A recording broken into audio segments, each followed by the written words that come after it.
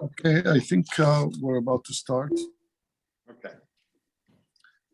I'll start by introducing myself. My name is Khalid Safouri. I'm the president of National Interest Foundation, Washington, D.C. I'd like to thank first our audience for being with us and for leaving other things to attend and participate in our event.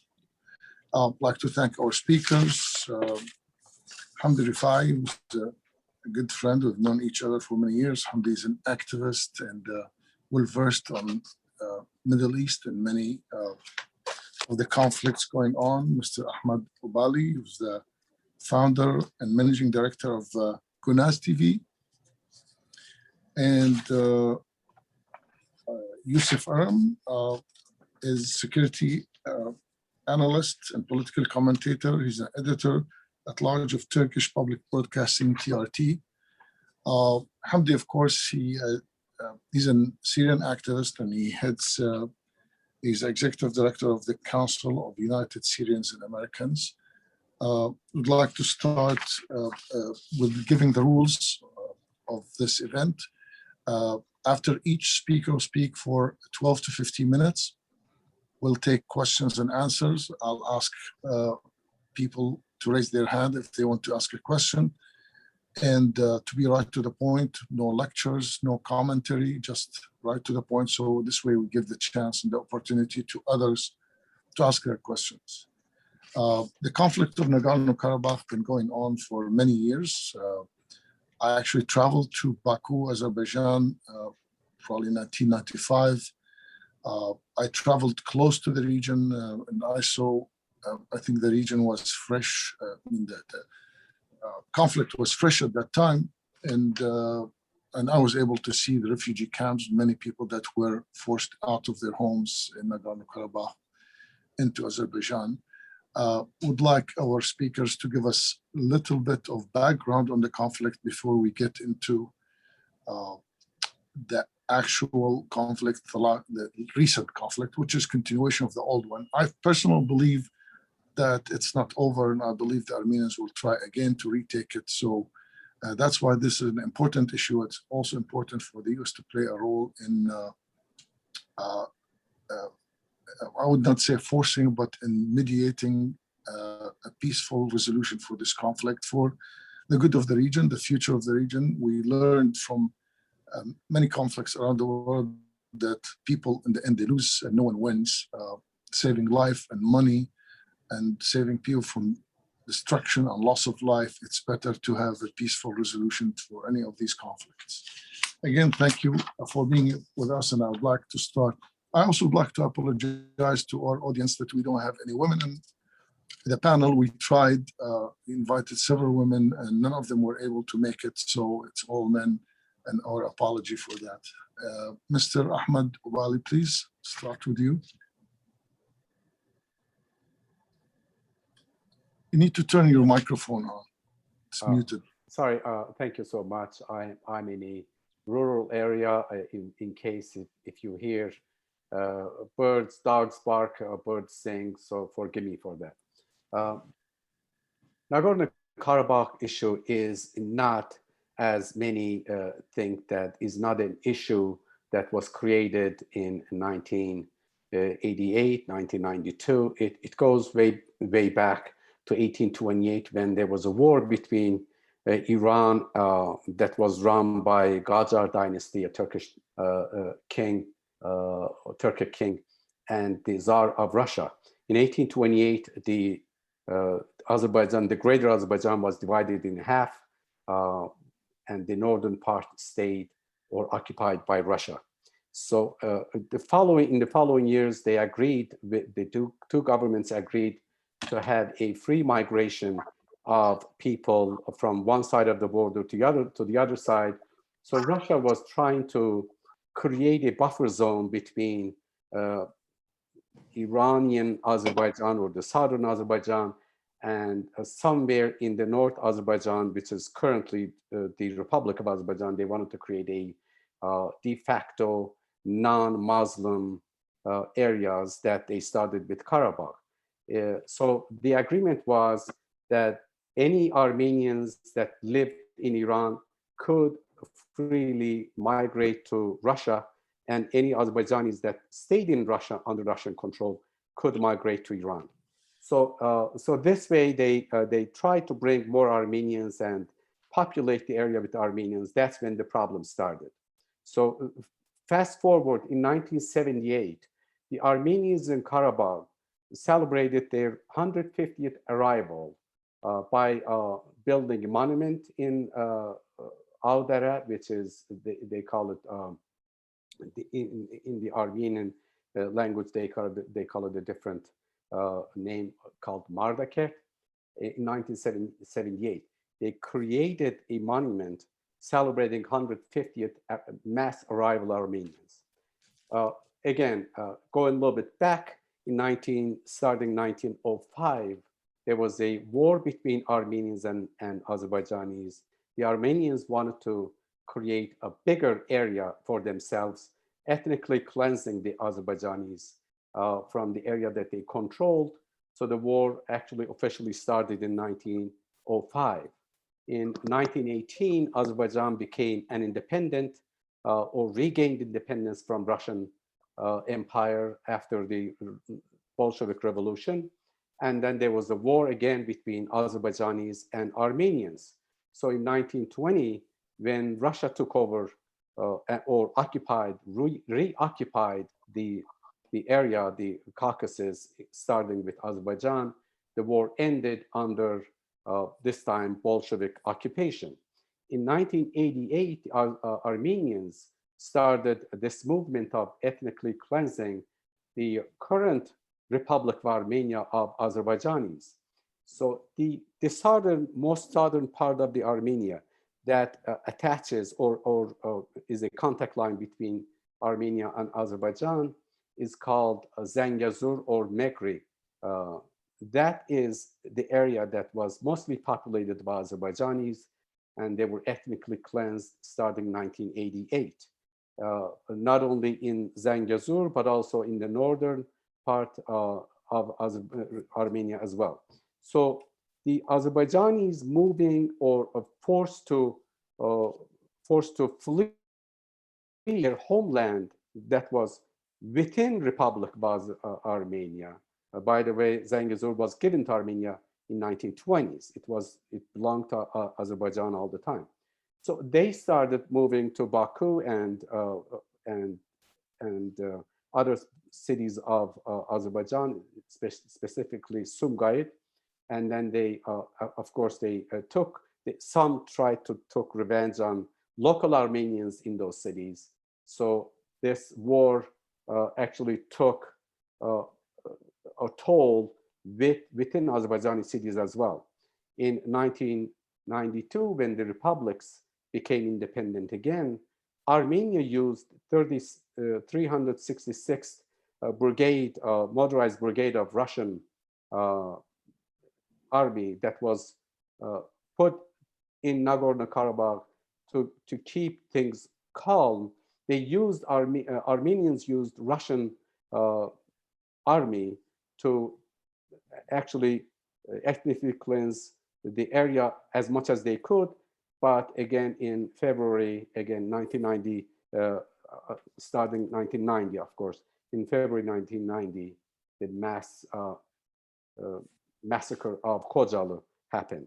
So in 1993, 94, there was a mayhem political mayhem in Azerbaijan. Armenians used the event to take more territories, and specifically they also took control of 5 districts outside Nagorno-Karabakh. And then in 1994, ceasefire happened, signed, and for the following 28 years, Armenia tried to kill time by just making sure that nothing is given back to Azerbaijan.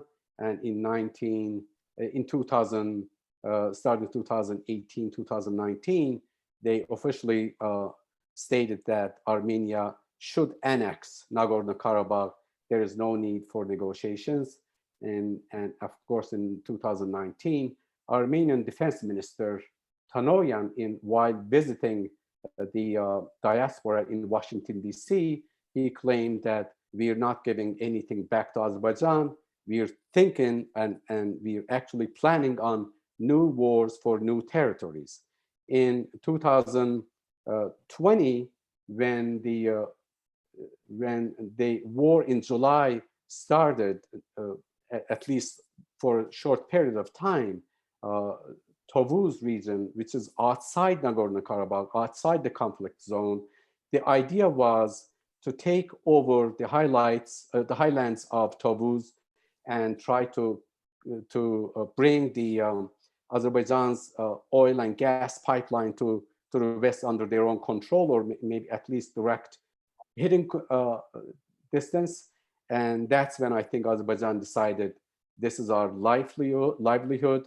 This is enough. We cannot stay calm anymore. So the September war started right after that. So Azerbaijan had been planning to take the land back, and the September was the date that they started. And of course, on November 10th, the famous agreement with the mediation of Russia happened. The ceasefire happened when Armenia basically surrounded and lost the war, officially lost the war, and lost its army. In fact, that's the beginning, from beginning to the end, and that's where we're standing right now.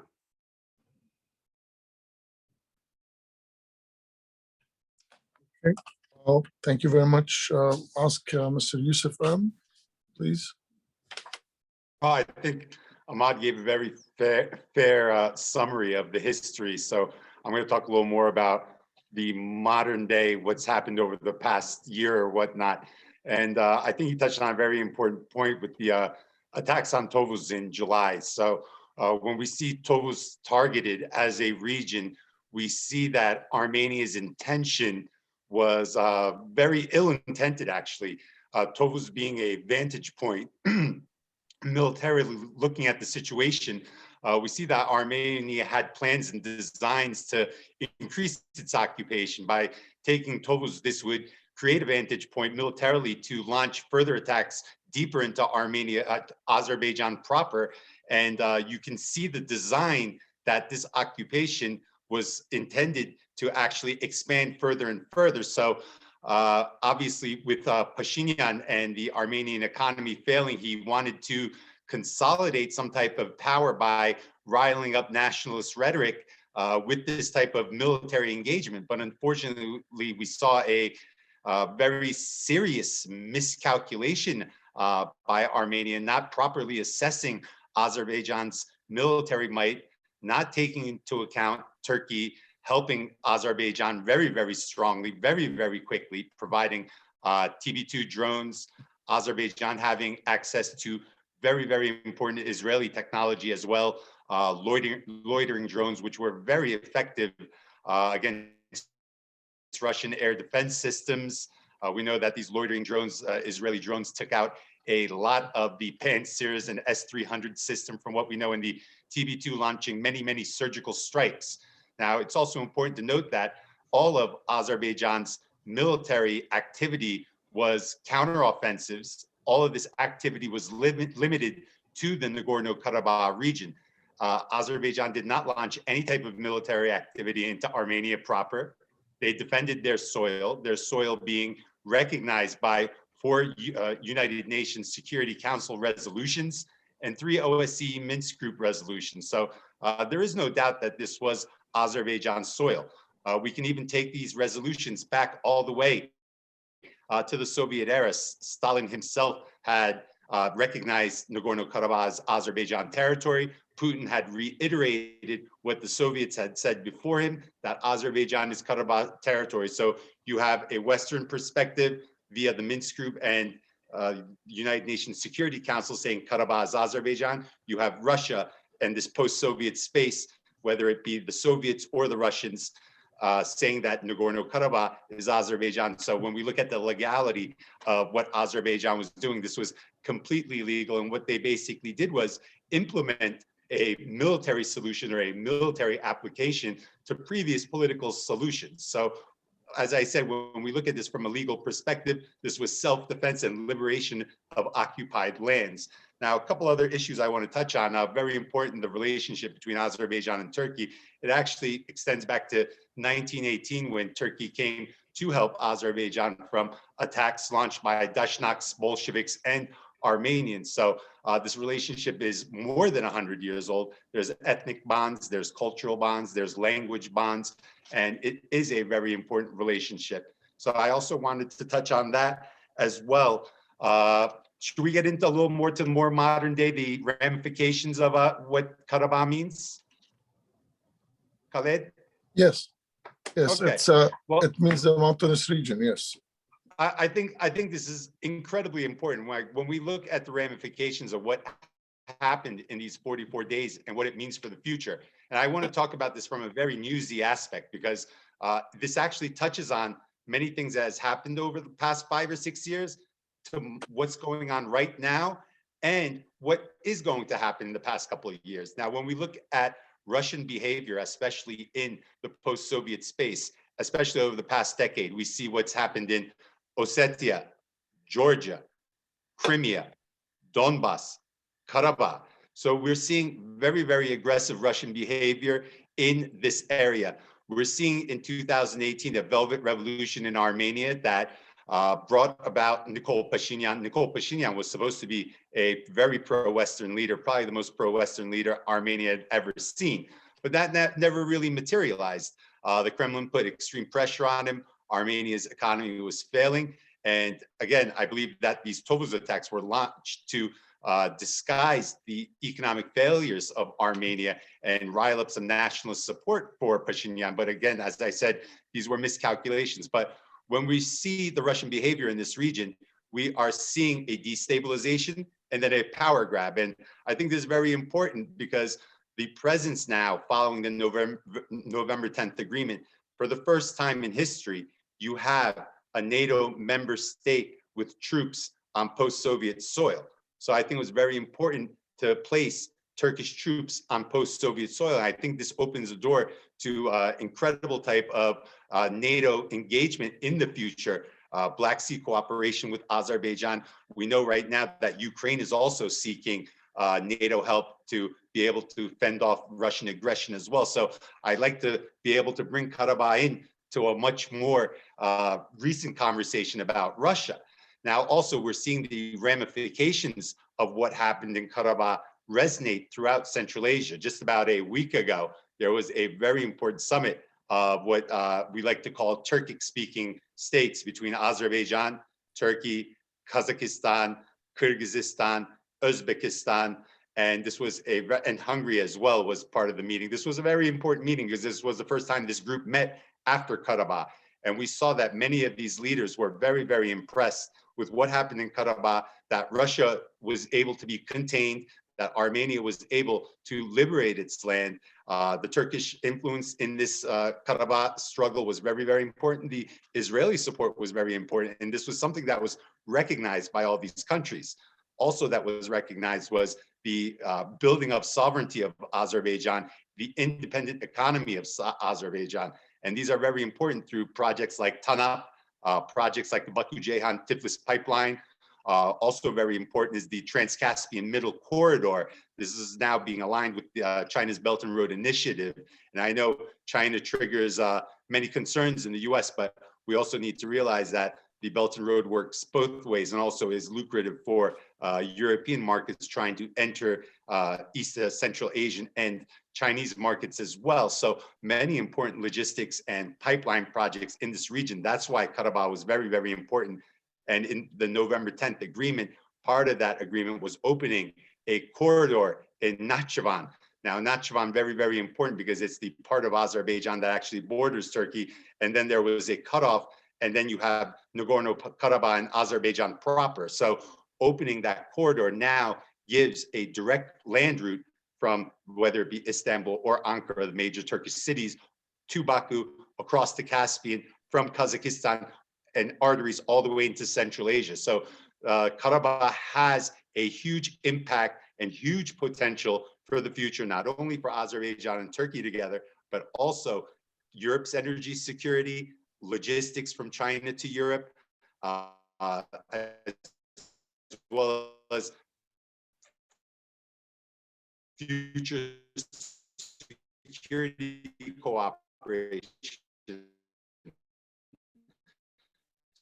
So these are all areas that's to the theme of countering Russia in the future, maintaining a very important faucet way for the Belt and Road Initiative, Europe's energy security. So when we talk about this Karabakh conflict and we look at it, well, Azerbaijan's far away. Why do we care? There's incredible reasons that I just counted off why this should be very, very important for America. This is something that Americans should follow very quickly, because in the future, as we're seeing more destabilization, whether it be Ukraine, possible conflict, I shouldn't say conflict, but tensions between Russia and Kazakhstan could boil up in the future. Remember these comments, if it does happen, this is going to be very, very important. This is a template.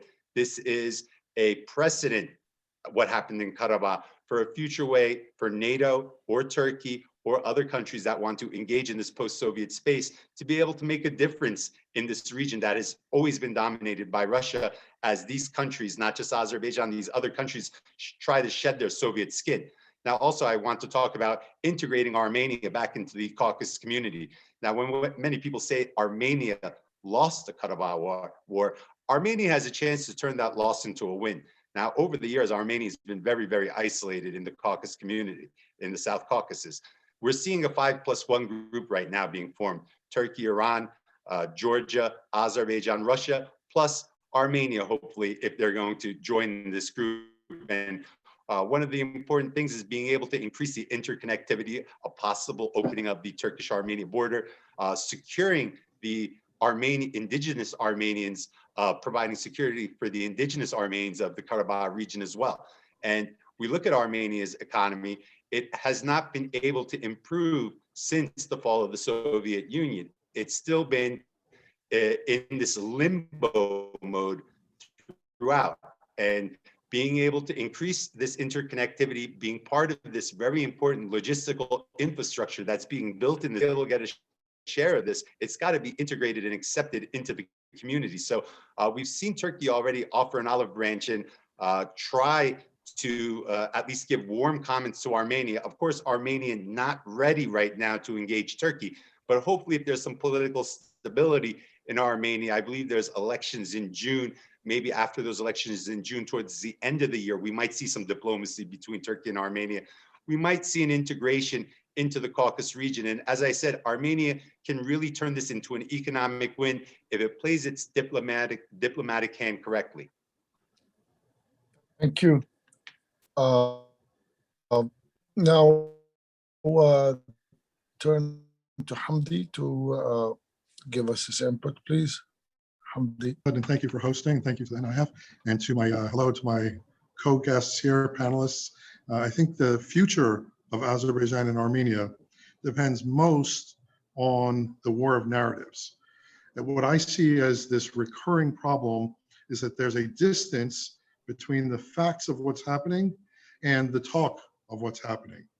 And there's a distance between what we see occurring inside of the region and outside of the region. So outside of the region, we see a diaspora of Armenians who want war at almost any cost and see Armenia as a greater land and a greater country with great ambitions for growth and a strong future. But then we see the reality, which we saw in the 44-day war, which was very different. Right up until the last moment, we even saw that the narrative war being pushed by the government of Armenia was that we're winning, we're winning, we're winning, and you have nothing to worry about and support this war effort to we surrender.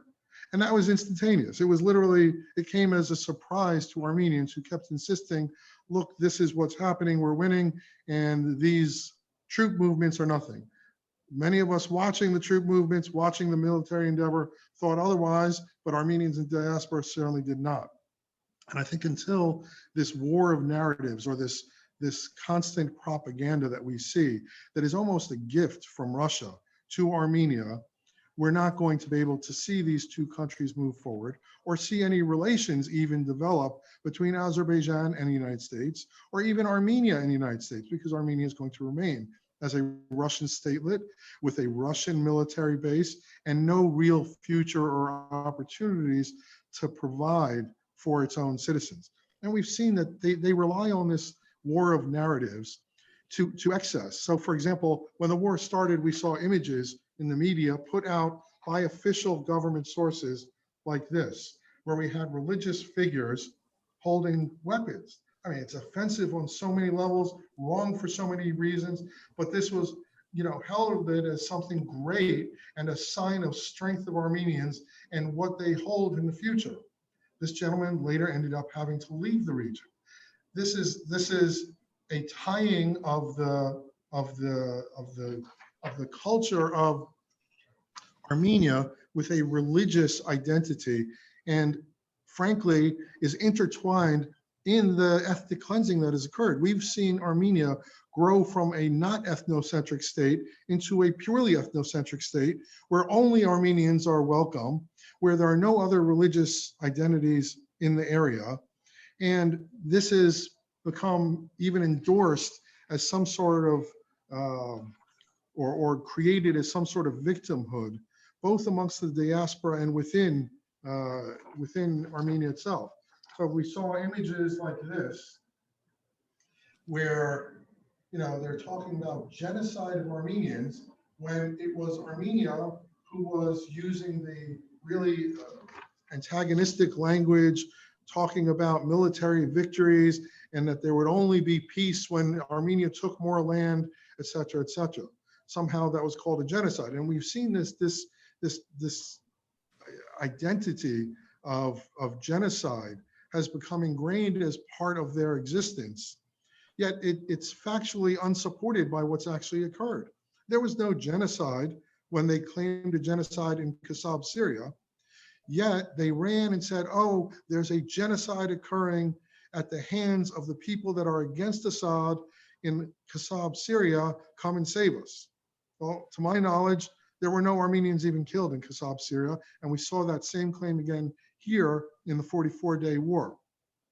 The future of Armenia, the future of Azerbaijan depends on their coming together with a real factual basis to talk about it. Instead, we've also seen Armenia rely on things such as things like this. So this is one of the main sources of Armenian information from the war.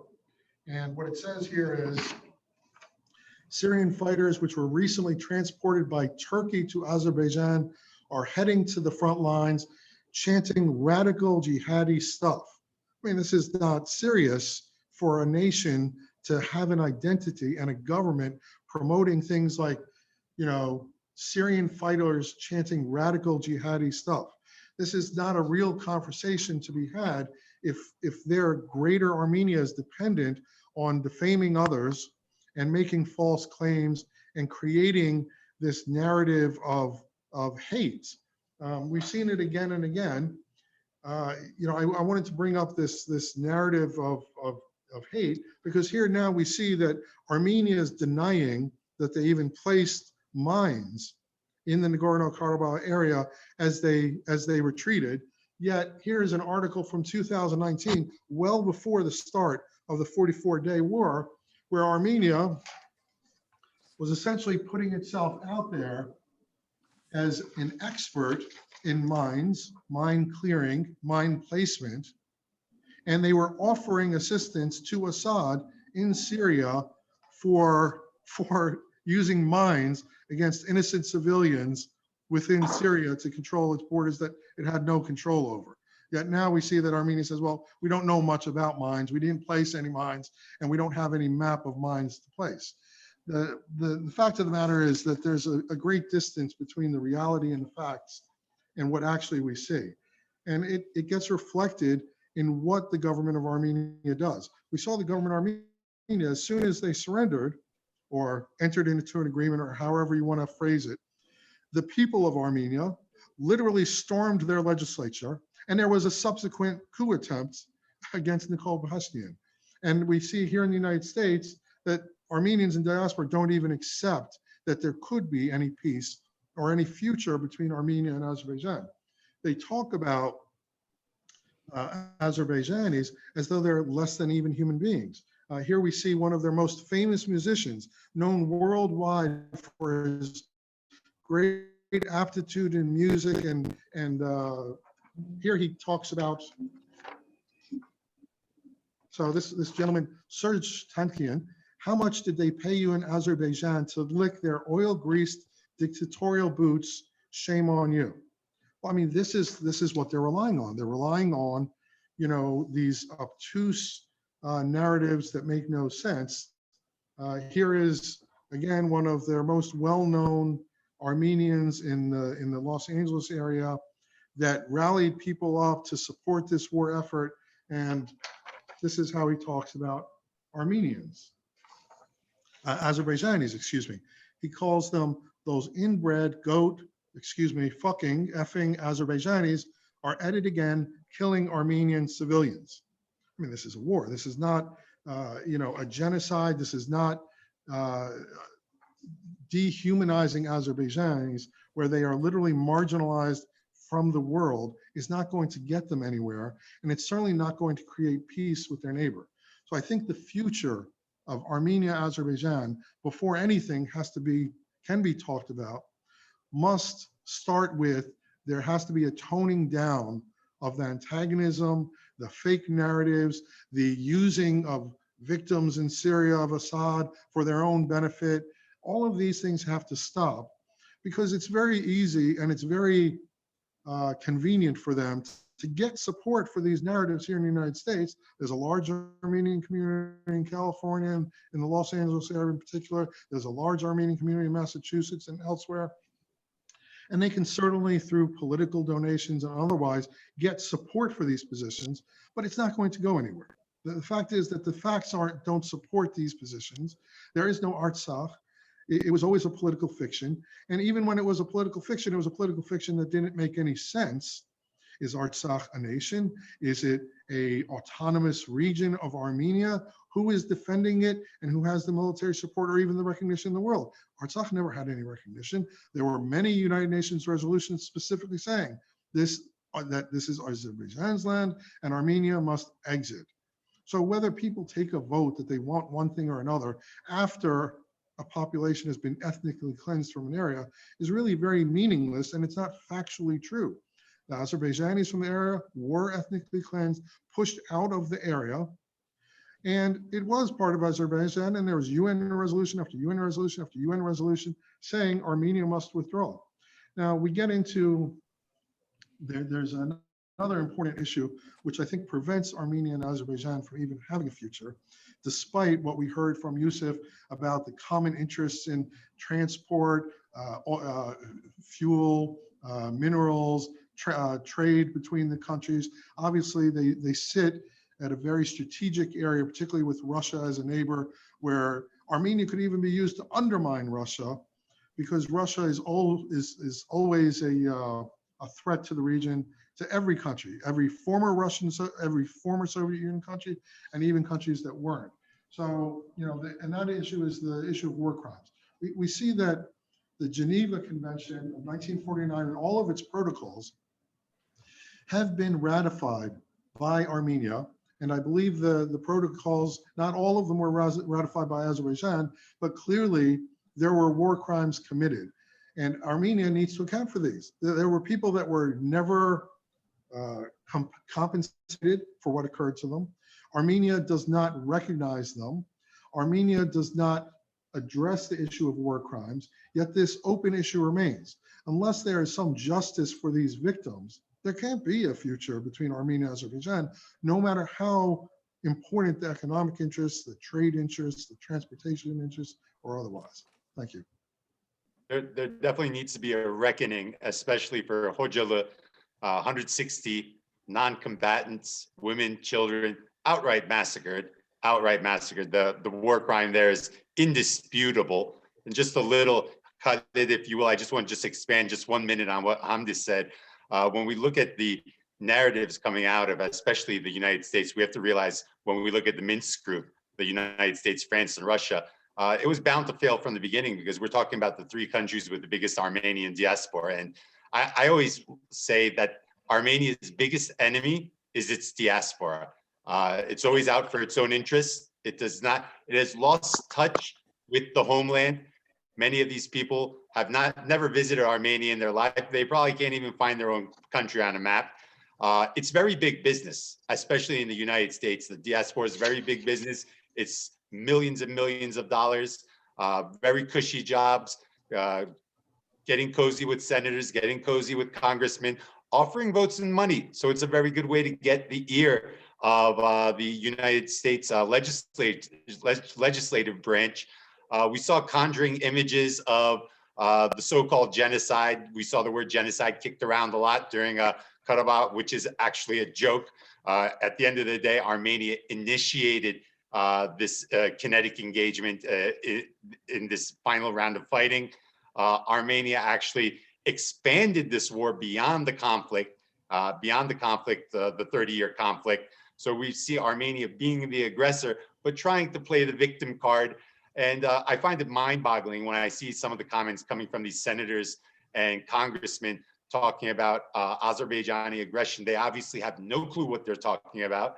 And I find it very saddening that United States legislators and lawmakers commenting on issues they have no clue about, protecting a Russian satellite state against a country who's even expressed interest in working and cooperating with NATO in the Black Sea.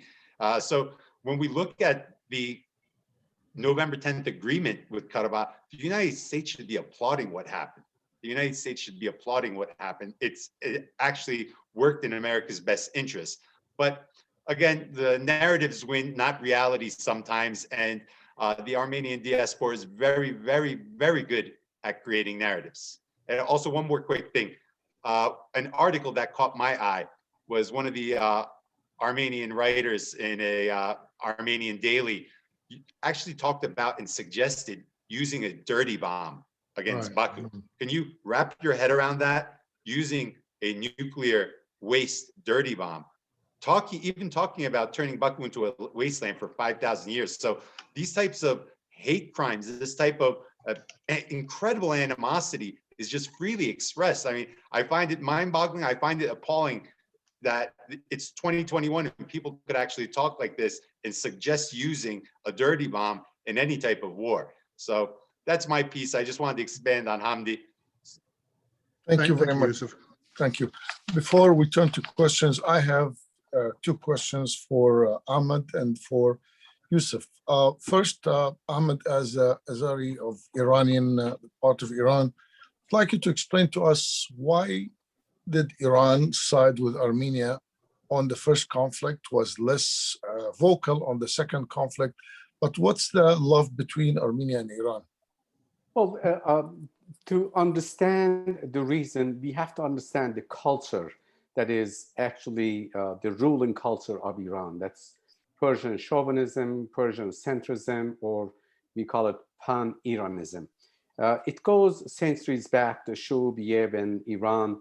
Or Persian Empire was, or Sasani Empire was overthrown by Arab invasion or Muslims. And then the Turks, the Seljuks and other Turkic kings took over. So for 1,000 years, the Persians didn't have a Persian ruler in Iran until 1920, I think it was 24, when Reza Pahlavi took over. So there was this animosity or hate towards Turkic people or tribes or kings that goes centuries back. Ferdowsi's Shahnameh is a story of two groups fighting against each other. One is Iran, one is Turan. Turan is Turkic, Iran is Persians. So it's culturally, they hate Turks, basically, or Turkic people. That's number one. Number two, Iran has a vibrant Azerbaijani community that is about 35% of the population. I am from there, so I know the culture. I've studied there. I was there until I was 19. Then I had to escape and go to Turkey and came to US. So the Iranian government is wary of Azerbaijani nationalism in Iran. Iran is also wary of Turkey having a land connection through Azerbaijan, either from the north or from the south, to the Central Asia, to Caspian Sea and beyond. So Iran has always been trying to help Armenia, not because they love Armenia, that's just because the simple formula of my enemy's enemy is my friend. So Iran is helping Armenia because Armenia doesn't like Turkey or Azerbaijan. That's one reason. The second reason is the South Azerbaijani national movement. We have about 30 million Azerbaijanis. During the first war, the national awareness was low. We weren't organized. We didn't have, of course, that time we didn't have social media. We didn't have television. I set up a television in 2004 and went on air in 2005. And our focus point has been and is and will be South Azerbaijan, which is in Iran. And by the way, if Yusuf Erim, my good colleague, may know, of course, that in the whole entire area, there's one region that keeps saying we're Turk all the time. That's South Azerbaijan. That's in Iran. So in the second war, until October 2nd, October 1st, the Iranian government kept sending military equipment, trucks, vehicles via Iran to Armenia. We filmed it, we put it on social media, our volunteers did it.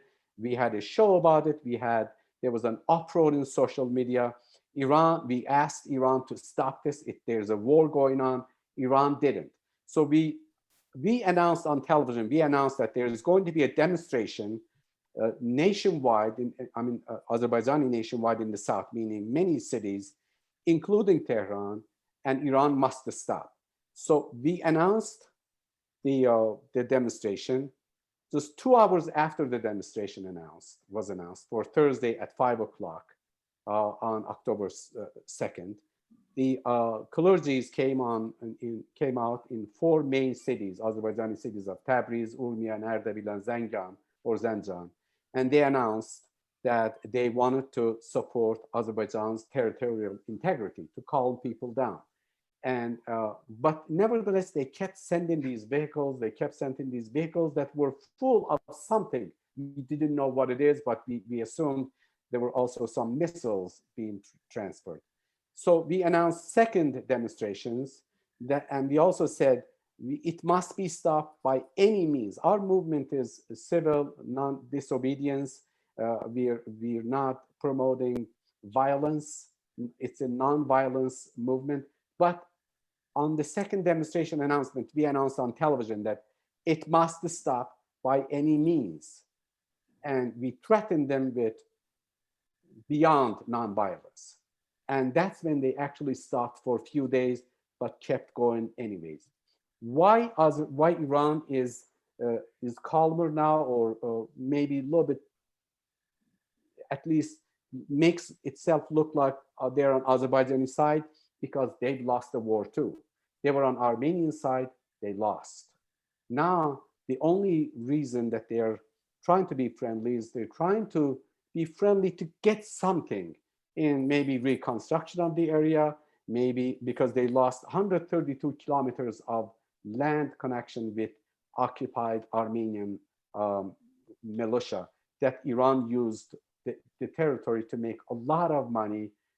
They would send products, Iranian products, to occupied areas, and then it would be rebranded as Armenian product and sold in Europe and so forth. So they lost a lot of, financially they lost it as well, but strategically they lost big time, and they have no other way to withstand Azerbaijan's national movement in the south. The only reason that they're being a little bit nicer is because they're forced to, just like Armenians do. But I also wanted to add one more thing. This genocide thing, if I may add one minute. This Armenian genocide, I was searching on New York Times. In 1919, there was a Armenian intellectual that, incidentally, he was from Kayseri, studied law and became a lawyer, and then and they set up, he worked for Ottoman Empire as a consulate general for I think 4 years. His name is Vahan Kardashian with a C. Kardashian, if you search on New York Times archives in 1919, he wrote an article. He wrote a few articles, but at that time he had turned to be a pro-independent Armenia or whatever. He claimed, based on Armenian files or documents or archives, he claimed that there are 2 million Armenians between Caspian Sea and Black Sea. 2 million. And of that 2 million, at least close to 1 million stayed within the Armenian proper after the First War. And then some were transferred to Syria and Lebanon to prevent them from being killed in Eastern Anatolia, because they had killed so many Muslims of Turkic or Kurdish background. So there was a civil war. So Ottoman Empire actually helped them by moving away from the area. And then they came back with this 250,000 Armenians being killed in genocide. They increased it to 500 to 750, and then 1.5 million. All of a sudden, they have all of this. We lost close to 700,000 Azerbaijanis in that era. In 2000, from 1970 to 1918, we lost at least 700,000 Azerbaijanis. Of that, 200,000 Azerbaijanis in southern Azerbaijan, which is in Iran, city of Urmia and around it, was taken by Armenian gangs. And the archives are in the Foreign Ministry of Iran. And it's been published, and we translated to Azerbaijani also.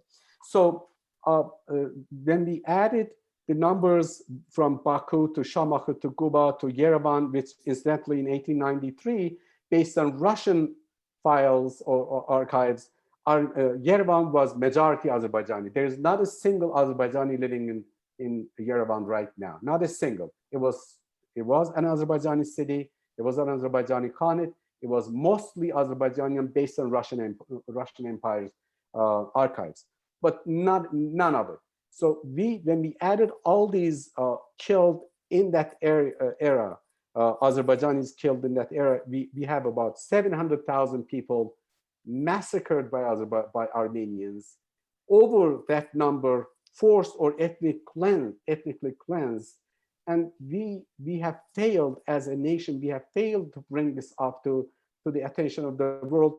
I think our Turkish brothers failed as well to put up a exact number of how many Muslims of Turkic or Kurdish background were massacred in the hands of Armenians who supported the Allied forces against Ottoman Empire in the First World War era. Thanks. Thank you very much. My question to Yusuf is about Russia's role in the war. I remember 1988 when the hostilities broke, the Russians were very strongly arming the Armenians, and they sided with Armenia. Contrast that with what happened last year in the last conflict. It was reported that the Armenian prime minister called Putin to send help, and Putin told him, if the Azeris attack you inside Armenia, I will help you.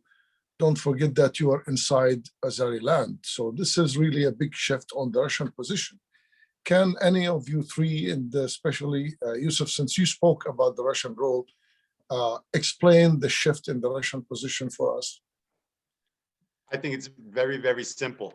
Azerbaijan got very, very rich over the last 30 years and has been able to exploit its natural resources very well. I think Aliyev was very smart in engaging with Moscow over the years, never broke its relationship, never let its relationship deteriorate. Very smart investments by Azerbaijani's elite inside Russia, very important investments. Also, Azerbaijan did provide some of its weapons portfolio to purchase weapons from Russia as well, not completely snubbing Russia. So he was able to nurture a relationship with Putin that would ensure that Putin would behave in a neutral manner and not want to hurt the economic relationship with Azerbaijan. We have to understand right now, Russia is under tremendous sanctions from the West, especially from the United States. So economically, Putin valuing any type of relationship he can have where he can sell weapons, where you have a partner who is very, very rich. So that relationship is very important. He did not want to hurt that relationship. I was actually in Russia August at a weapons expo, and I remember there was a lot of Azerbaijani brass at the weapons expo, and also many of the Russians had just come back from Azerbaijan as well. So I saw a good amount of dialogue between them. Just observing as a journalist, a good amount of dialogue between Russian brass and Azerbaijani brass. So there is a relationship in place between Azerbaijan and Russia. And Aliyev did a very good job of keeping the Russians at bay, at least limiting their support for Armenia. And when we look at what Armenia has to offer to Russia, Armenia doesn't really have many more carrots it can give Russia. Russia has taken what it wants from Armenia. And if it does want anything more, it has a very asymmetric relationship with Armenia. It demands. We can't prove what the recent military statement against Pashinyan had Russian backing, but I think any logical person can understand that there was probably some pressure from the Kremlin on the Russian military to be able to block Pashinyan into a corner and bring it back into the Kremlin's corner. So I think that was very, very important. When we look at the Armenian military, especially the generals, we're talking about men aged 50 to 65. So all came up through the Soviet ranks, all went through the Soviet system. Young cadets, young privates, young sergeants throughout the Soviet ranks. So they have that Soviet ideology. They have that close tie and that belonging to the Soviet Union ingrained in their ideology. So when we see the Armenian military pressuring Pashinyan, we can automatically assume that some type of psyop being launched out of the Kremlin, regardless if we don't have proof. It is common sense and it is logic, and all arrows do point to some type of Kremlin involvement in the pressure put on Pashinyan. And now, as Pashinyan's trying to quell this type of reaction against him, against this dissent against him inside the military ranks, he's again going more to Russia's corner. So you have this man who came in the 2018 Velvet Revolution with hopes in the West that he was supposed to be a very pro-Western Armenian leader, who's now completely at the mercy of the Kremlin heading into the June election. So again, Aliyev promoting very smart diplomacy, keeping the Russians at bay, and the Russians applying pressure on Armenia to asymmetrically get what they want.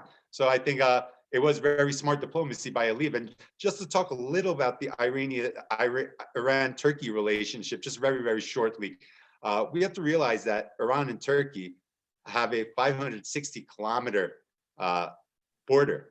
This border has not changed since the 1600s. I believe it's the longest unchanged sovereign border in the world. And both of these countries project power in the same region. Now, a lot of people talk about Turkey and Iran having a partnership, but we also need to realize that when you project power into the same areas, there is an immense amount of competition. And Iran did watch Turkey move very quickly, very dynamically in Azerbaijan and create huge gains for itself geopolitically, while Iran was sidelined throughout that conflict. It was very entrenched in Syria, very entrenched in Iraq. Turkey was able to move quickly in Azerbaijan, make these huge gains. But again, there's a very important rivalry between Turkey and Iran. I don't want to get too into it because we can do about 3 of these shows just on Turkey and Iran, just inside Syria. Yeah. And we're talking about this 560-kilometer border between Turkey and Iran. It's also important to realize there's an 1,800-kilometer border between Turkey and Shia militia. So there's this incredible push and pull on both sides. And this competition to the north right now, it looks like Turkey created a huge win for itself north, being at least able to cap Iran's influence with Iranian borders on Azerbaijan. But now we're going to see a power struggle, most likely in the south, especially with a possible return to the Iran nuclear deal, we're going to see probably a tremendous amount of financing being leaked in. If the Obama era is any indicator of what the Biden era is going to be, we're probably going to see Syria light up again within the next year or two. And I wouldn't be surprised if any type of political solution is backtrack. I know Hamdi's looking at me like, "Ooh, I want to talk about Syria now," but hopefully we'll do that Okay, another day. That's my another couple day. cents on Turkey, Iran. Hey, could I add something? Yusuf raised some very important points, but one of the things that underlies Khalid's original question is, why did Iran support Armenia? And I guess the assumption always is that, well, Iran is, a Shiite Muslim country. The majority of Azerbaijan is Shiite Muslim. So it almost seems natural that Iran should be standing with Azerbaijan. But I think that sort of belief or that analysis fails to recognize that Iran is already in bed with Russia in Syria. Russia has already fought in Libya, and there's a lot to be learned from the recent history of what's happened there. I mean, would Russia really want to be in that position of having to face down Turkey yet again, as it did in Idlib? Well, I mean, we saw how great Turkey did in Idlib. It fought very valiantly. It broke all the rules of engagement and produced a result in a very short period that many did not see coming. And that's because of a very technologically superior position that Turkey holds because of its military hardware, its strategy, etc. And one little comment for Ahmad. One little comment for Ahmad too. At the military parade in Baku, Erdogan read a poem, and I'm sure Rouhani and Zarif probably had a heart attack when they heard that poem, because in the poem, right, there was a touching upon south of the river, which is basically northern Iran, and the poem said there's a yearning for a union. Yes. So was that a mistake by Erdogan? Was that a political messaging to Iran, But it caused a huge reaction from Zarif. It caused a huge reactions from some members of Iranian parliament as well. And the Turkey-Iran relationship had a little flashpoint there. And even the next meeting in Ankara, when Zarif came to meet with Çavuşoğlu, the Turkish foreign minister, as much as they called each other brothers, you can sense when they were talking, they both talked about a lack of communication, degradation of the communication between both countries. So you can see after that whole Astana process in Syria, that following Nagorno-Karabakh, there has been a steady dip in Turkish-Iranian relationships. So Karabakh has definitely had a deteriorating effect on the Turkey-Iran relationship. Also, developments in Iraq, especially Sinjar, have had a deteriorating impact on the Turkey-Iran relationship as well. I know Ahmad probably knows the Iranian reaction, how this played out in the Iranian press better. And again, I don't know if it was a mistake on Erdogan or if he did it deliberately. He's a very, very astute politician. So I don't know if that was a mistake. That could have been more political messaging, but I would like to hear what the Iranian media, how it reported Erdogan's comments and his poem.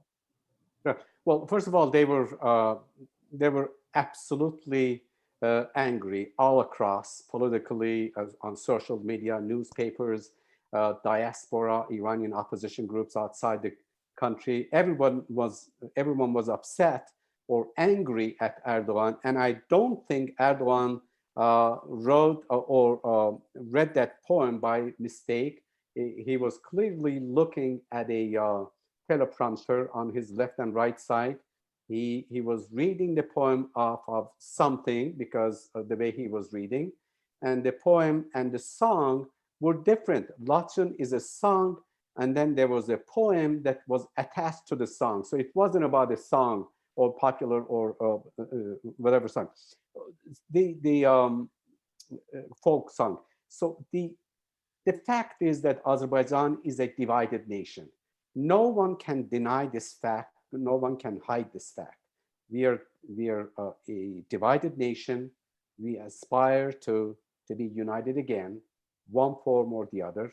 This is going to happen soon or late, and we look to North as our country, our administration. President Aliyev is also considered Southern Azerbaijanis president, although we didn't vote. People look at it that way. People look at Erdogan as a brotherly country's president. They don't look at somebody else's president. So when Erdogan says something, read that poem, of course, it inspired so many Azerbaijanis to stand up and express their opinion on social media.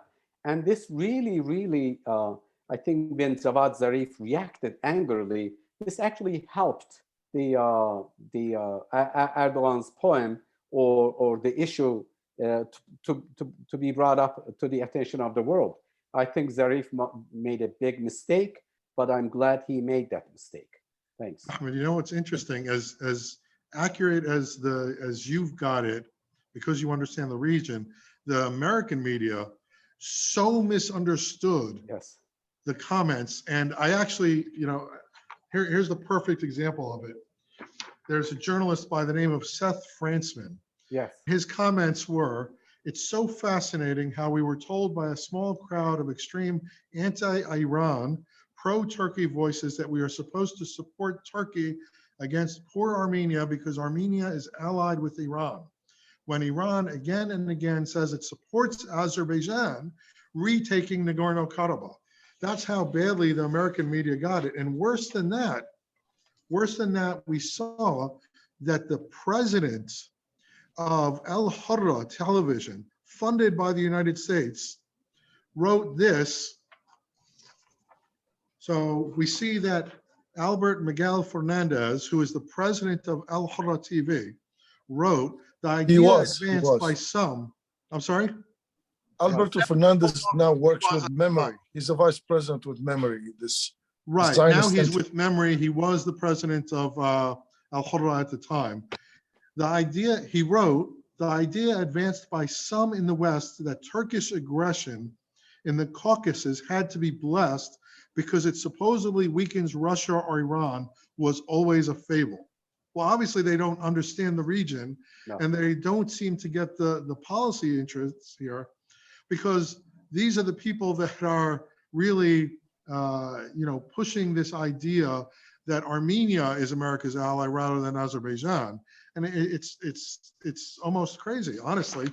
And you wonder where they get this kind of analysis from and why our policies here in the US keep going in the wrong direction. And it's because of this kind of misguided understanding of what's happening. Again, the difference between the facts and the narrative. There's a distance there that until it's narrowed, we can't have a discussion. We can't find a base of facts to have a discussion.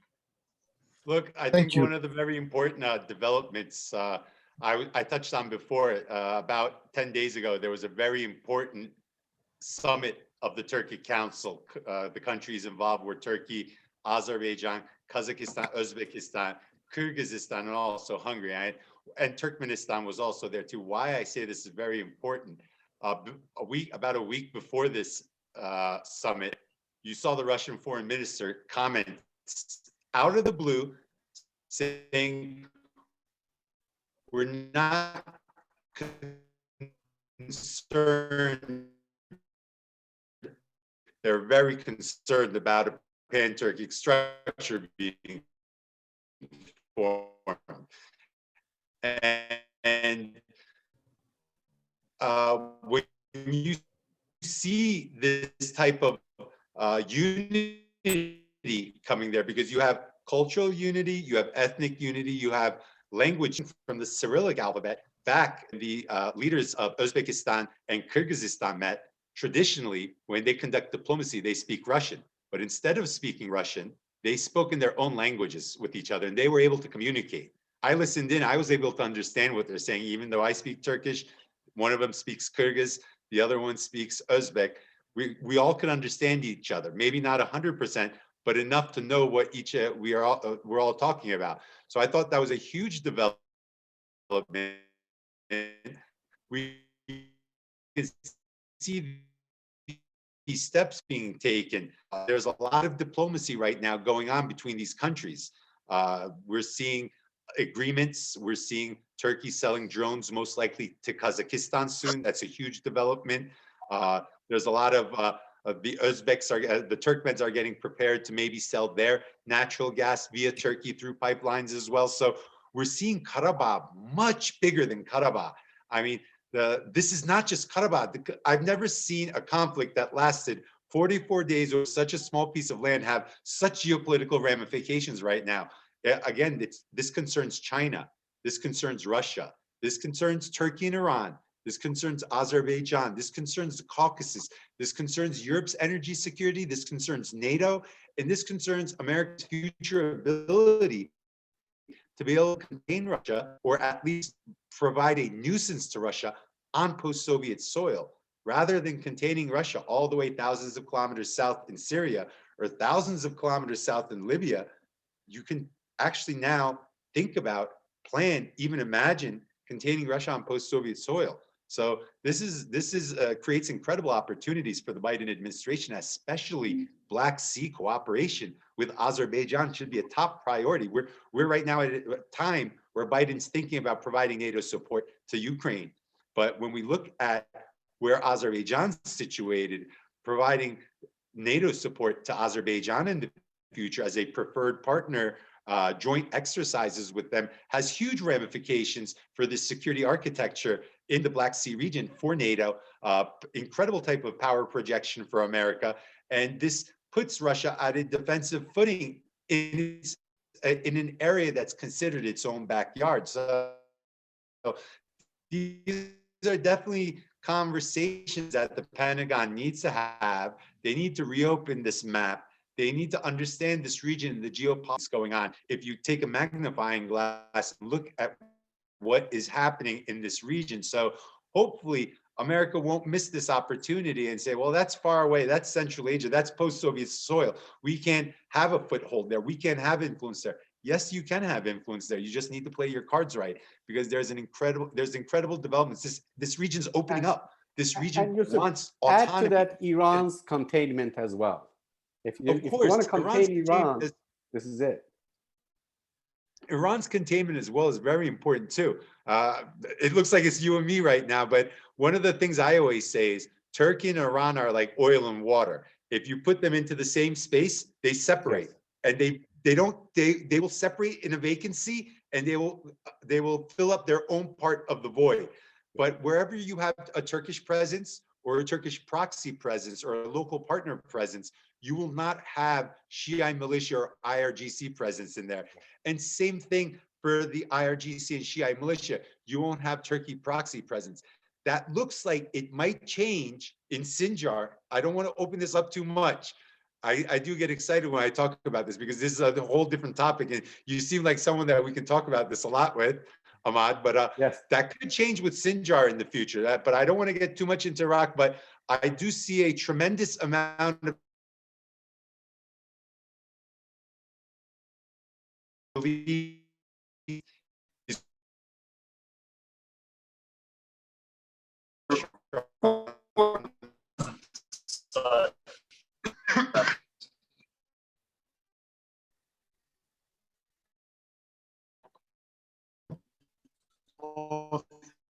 Hello.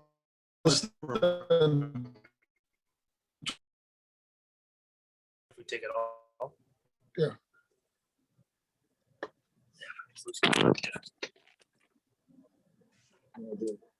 Seems like it's back straight, right?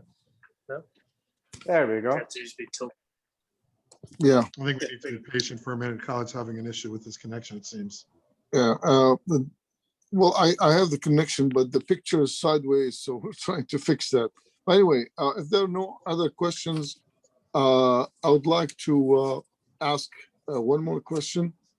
There was many posts in some press outlets that explains that Armenians have ties to Nagorno-Karabakh for over 1,000 years. They displayed pictures, photos of churches that goes back to 1250 AD. Can you explain to us, was that region occupied by both Azeris and Armenians, or there were small Armenian, because that part of the world have Kurds have some Arab minorities, other ethnic groups. I may add, I don't know if I have some comments to make.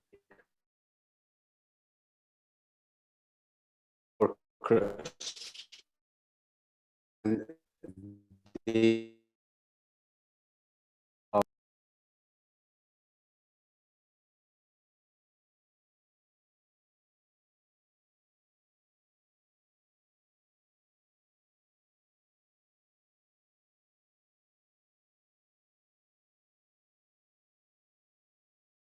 churches built by Armenians were built after, mostly after the Russia-Iran war in 1828. I'll give you one example. The church in Shusha is less than 200 years old that they keep talking about. The church that they say Azerbaijan destroyed was built 6 years ago in Fuzuli. It was basically a Azerbaijani house. They converted, they tore down part of it, they converted the rest of it to make a church for occupied military units to go to church. And then now they're saying, oh, Azerbaijan is destroying our heritage. And so if the heritage is 6 years old or less than 200 years old, it really is not a heritage to me. But the Davidank, the most famous church, Davidank Kalbajar, definitely is a Albanian church. It was converted to Armenian church during the last 28 years of occupation, and when they left, they took whatever they brought in with them. So the church is stripped of everything that they brought in. Now it's back to Albanian church again, although Christians are able to go there and visit or pray, including Armenians, with Russian supervision. So this whole thing, one more thing that I wanted to add is Armenia uses these churches to push this narrative that this is a Muslim versus Christian war. This is a religious war. They keep saying Armenia, the first nation, Christian nation. First of all, Armenia was not the first Christian nation. Ethiopia was, looks like, and Syrians, or Georgians, or maybe Armenians. But nevertheless, this is an ethnic war. This is not a religious war.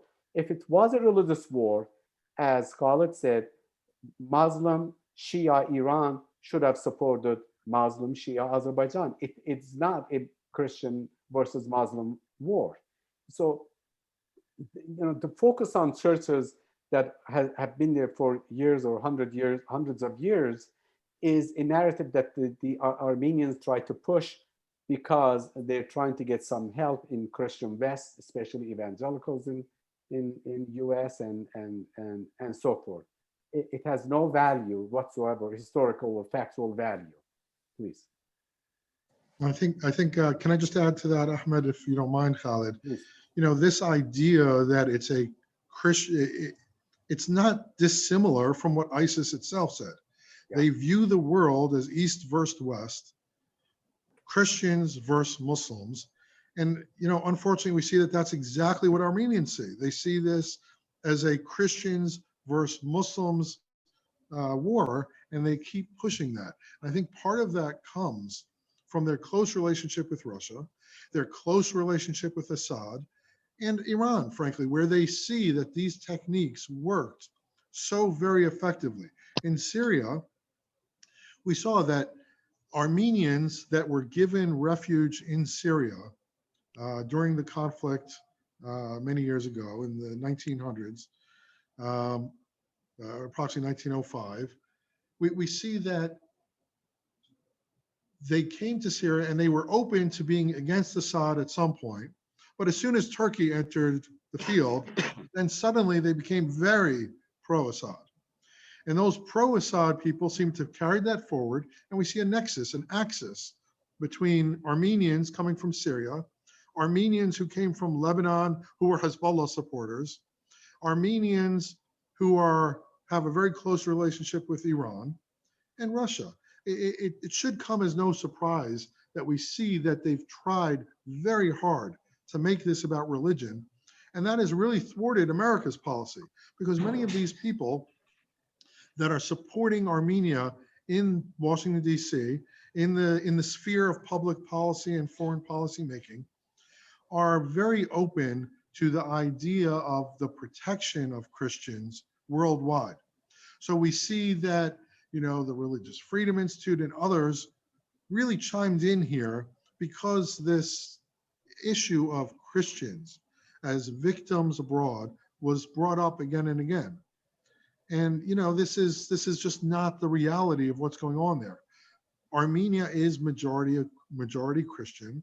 They weren't being genocided, and this narrative is played over and over again to appeal to a certain segment of society in the U.S.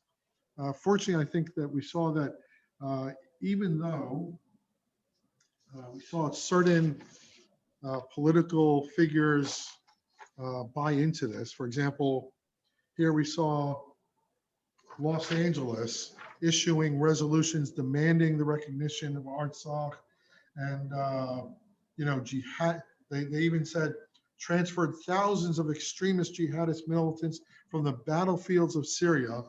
They use language like this because it's loaded language intended to appeal to the people that believe in religious freedom. And there's an industry here in Washington of religious freedom. And religious freedom is good. But when you only believe in religious freedom for the select few, and you only act on that, and you use the levers of government for that, then it becomes a problem. Here we saw, Congress people, in this case, the Honorable Grace Napolitano, putting in to the congressional record a speech, about Armenia and religious freedom. And then we see that same sort of demand being pushed by the American National Committee, the Armenian National Committee of America. And then we wonder, well, why can't we have a policy that isn't so religion-based? And that's part of the problem. We see that there's almost an elimination of separation of church and state in U.S. policy towards this conflict, because they push this idea that it's a Christian versus Muslim conflict, again, just like ISIS. Those of us that are reasonable and want to see peace in the world don't push a narrative of hate of Christians versus Muslims or Muslims versus Christians. We try to mediate and find a common ground and facts that are real. May I add one sentence here? True religious freedom in the Caucasus is in Azerbaijan. Azerbaijan is a land where there are synagogues, active synagogues, churches, both Russian churches, Armenian church as well. There are 60,000 Armenians living in Azerbaijan as of right now. The former defense minister's sister, minister of Armenia's sister, lives in Azerbaijan right now, throughout this 28 plus years that our land has been occupied. But in Armenia, they bring in, they have the SS officer Nejde Garagin's statue as a national hero in Yerevan today, plus few other cities. So there is really, if you talk about religious freedom, which is a good thing, it exists in Azerbaijan. It does not exist in Armenia. Thank you, Ahmad. I should have mentioned that. It's a very important point. Azerbaijan is an open country where people can enjoy their freedoms to practice their faith as they see fit. Thank you. One little closing comment as well. I also want to say that everything worked out very, very timely for Azerbaijan. When we look at what was going on in the world while Karabakh was going on, you had the United States entering election mode. You had France dealing with its own issues domestically, Macron's quote unquote war on Islam. You had Russia very preoccupied in Syria and Libya, engaging Turkey, engaging the Syrian opposition, engaging the GNA, through its foreign policy. So everything worked out very, very well from a time aspect. And it was a very once in a 30-year opportunity for Azerbaijan. They were able to move very, very quickly. And I think one of the things that Pashinyan didn't calculate in everything, he was expecting support from the West. He was expecting a lot of support from the West when this happened, once the tide started turning. But one thing he didn't understand was, how was the West going to support him? How were they going to do it? Were they going to send weapons? Were they going to send troops? Can you imagine French or American troops being placed on post-Soviet soil? The alarms that this would have set off at the Kremlin. So I don't think he understood how exactly this Western support could have materialized geopolitically as well. So a lot of miscalculations on Armenia's side, a little luck from a timeliness aspect for Azerbaijan, very quick dynamic action from Turkey, and also something that very rarely gets talked about. I think the Israeli aspect of the whole thing. Yeah. I think Israel, the technology it provided Azerbaijan was very important. And I think the lobby power, the media power, just having Israeli support on Azerbaijan's side was very, very important. This goes under the radar often, but I think that it was very, very important at being able to fend off the Armenian narratives that were created in the American media. And I think Israel provided the support that gave Azerbaijan that little push on the battlefield to be able to be victorious, whether it be through the loitering drones they used or through support in the media and the lobby aspect, however silent or however vocal it was, being able to counter this Armenian diaspora machine. So that should definitely be pointed out, that because you normally talk about Turkish support, and yes, there was tremendous amount of Turkish support, but there was Israeli support as well, and that shouldn't be forgotten. And Yusuf, may I add, people recognize that too. We had a show on our live show where we have a call-ins from Iran. They can directly call us, express their opinion. It's a interactive kind of show that we do weekly on Wednesdays. We had a show about Israel's helping Azerbaijan, Iran helping Armenia. We had 40 calls. We could only take 40 because of time. We had 40 calls, 38 from within Iran. Every single of the callers praised Israel. Some said they would kiss Israeli flag for it. Some said that Israel is our brother. And this is coming from within Iran. So people recognize, we recognize people or countries that helped us in bad times. And as we have a saying in Azerbaijani Turkish, good friends show up during bad times. So Israel and Turkey did show up, and we appreciate it. We will never forget it.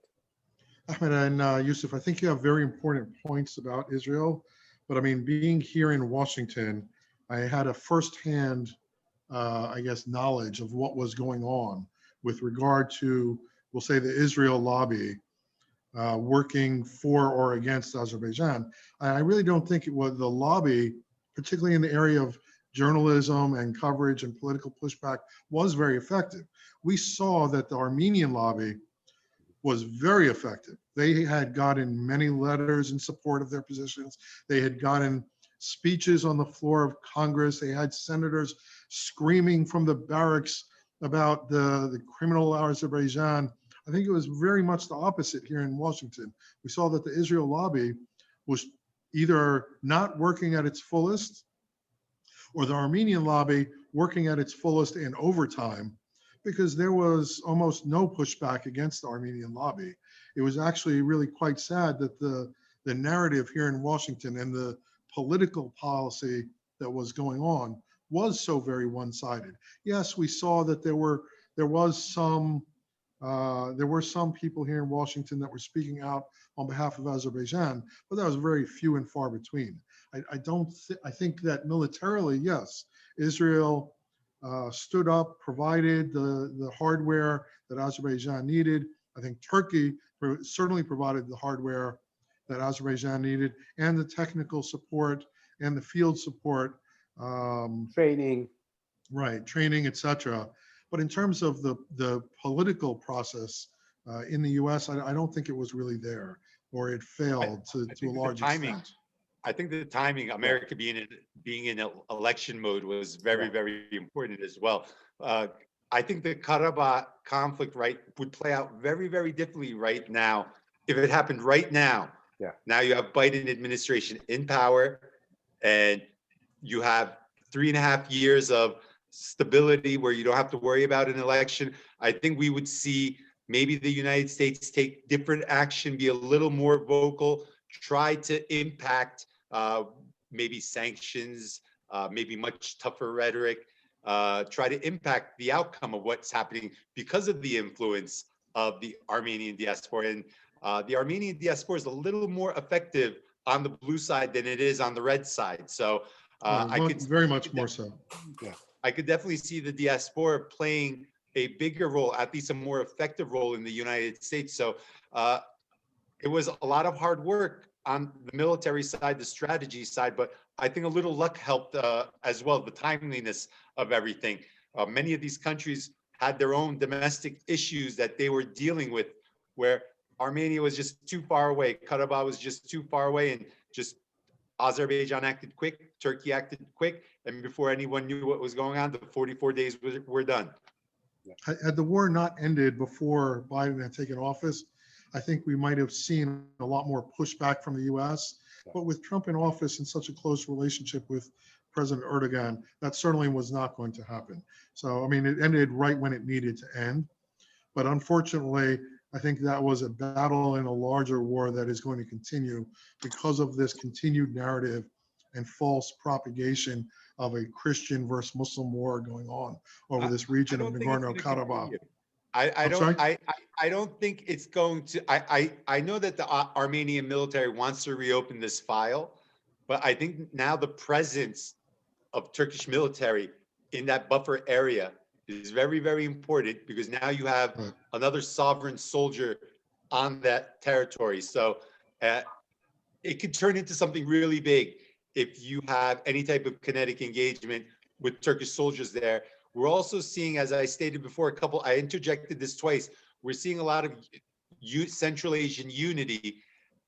I have a feeling Azerbaijan has a lot more allies today than it did 6 months ago. Sure. So it's not the same. Azerbaijan has a lot more allies. There's a lot more eyes on Nagorno-Karabakh. And I think there's an understanding that Armenia should close this issue. This ceasefire should hold.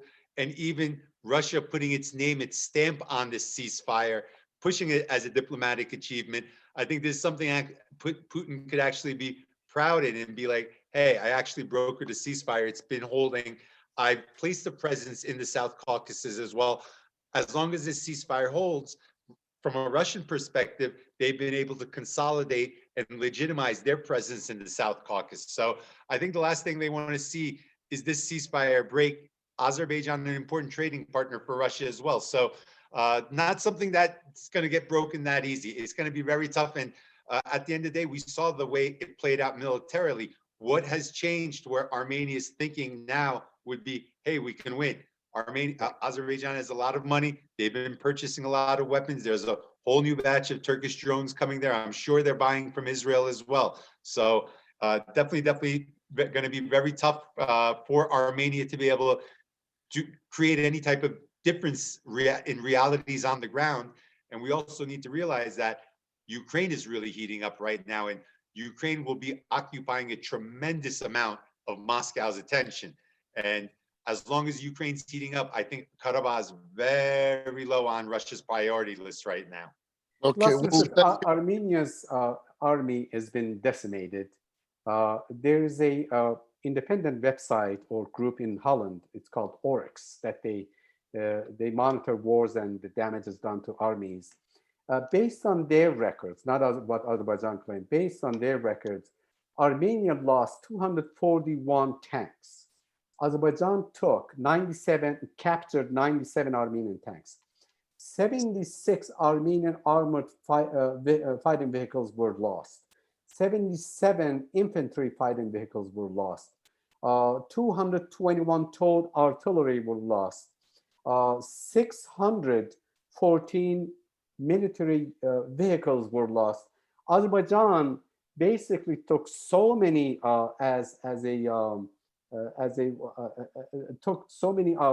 captured so many undamaged vehicles, fighting vehicles, tanks, and the entire Armenian air defense system was decimated completely.